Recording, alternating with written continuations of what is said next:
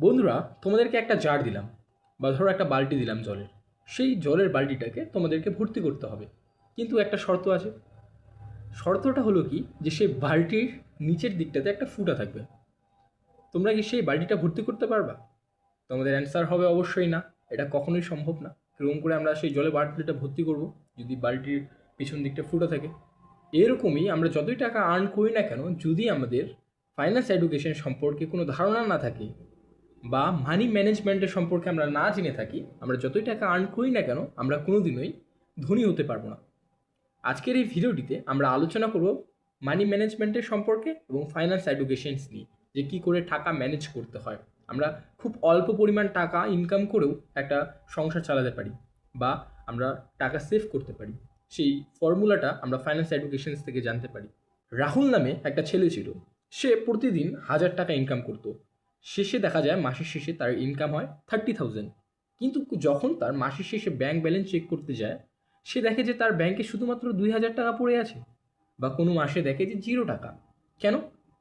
Main problem হচ্ছে money management. কেন? এটা আমরা বুঝি এখন।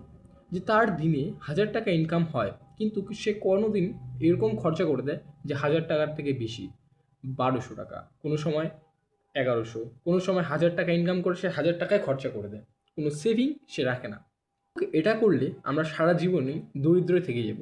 আমরা কোনোদিনই কী করতে পারবো না, ধনী হতে পারবো না। তো এই জন্যই ফাইন্যান্স এডুকেশনস থেকে একটা ল বা একটা ফর্মুলা রয়েছে বা সূত্র রয়েছে। সেটা হলো কি, যে 30-50-20। এই ফর্মুলাটা কি তো জানি। এই ফর্মুলাটা একটা খুব ইম্পর্টেন্স ফর্মুলা, আমাদের সকলকে জানা উচিত। এই ফর্মুলাটা থেকে আমরা টাকা সেভ করতে পারবো, কতটা খরচা করতে পারবো সেটা জানা যায়। 50%, স্টেপ 1, 50%। 50% মানি আমরা যেই টাকাটা ইনকাম করি না কেন, সেই টাকাটার 50% মানি আমাদেরকে আমাদের নিড, যেগুলো দরকার, সেগুলোর প্রতি খরচা করতে হবে। 50% টাকা আমরা আমাদের নিডের প্রতি খরচা করব, যেমন রুম রেন্ট, খাওয়া দাওয়ার জন্য বা ফুড, লাইন বিল। 2 নাম্বার যেটা, সেটা হচ্ছে 30%। 30% আমাদেরকে খরচা করতে হয় ওয়েন্টস। যেরকম আমাদেরকে এমার্জেন্সি ফান্ডের জন্য টাকা রাখতে হবে এই 30% থেকে। আমরা কোথাও ঘুরতে গেলাম, সেই যাতায়াতের খরচাও এই 30% থেকে।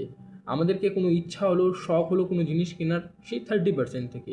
মোবাইল রিচার্জ, সব কিছুই 30% যে আমাদের মানি থাকবে, সেই 30% থেকে খরচা করতে হবে।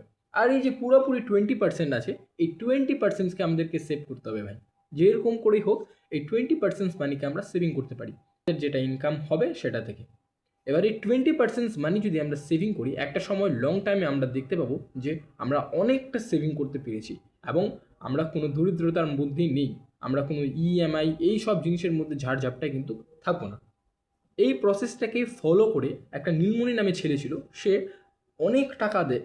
সে দেখে যে সে 10 বছর পরে সে অনেক টাকা সেভ করে রাখে, যেটা অন্যান্য জন তার থেকে বেশি টাকা আর্নিং করেও সেটা সেভ করতে পারেনি। তোমাদেরকে রাহুল নামে একটা ছেলের কথা বললাম। সেই রাহুল, সে এরকম প্রসেসটাকে জানতো না। এর ফলে এটা সে দেখে যে তার মান্থলি 30,000 টাকা ইনকাম, কিন্তু সে এর বেশি খরচা করে ফেলে বা এর বেশি কিছু নিড বা ওয়েন্টস সে খরচা করে ফেলে। যদি তোমাদেরকে ভালো লাগে তাহলে অবশ্যই লাইক, চ্যানেলে নতুন হয়ে থাকলে সাবস্ক্রাইব, আর কমেন্ট করে অবশ্যই জানাবে যে ভিডিওটা তোমাদেরকে কেমন লাগলো।